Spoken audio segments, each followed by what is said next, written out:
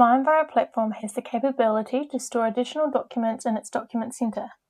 Files can be loaded directly from your device, including CSV files, images, Word documents, PDFs, and many more. To begin storing your documents, you'll be required to be in edit mode. Once in the correct mode, in the top right-hand corner, click the drop-down menu and scroll to the bottom to select Additional Documents. You will automatically be taken to a different screen to begin your uploads. Next, click the Upload File green button at the top of the screen.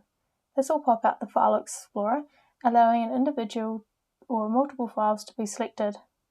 Once selected, click the Open button, and the user will be required to confirm this upload by clicking the green Upload button in the pop-out. Files will then be loaded in a list view. In edit mode, users also have the ability to view or delete any loaded files. Once finished, to exit your farm plan, click Save and Exit, or to return to the main farm map page, in the top right-hand corner, select the dots and then Farm Features.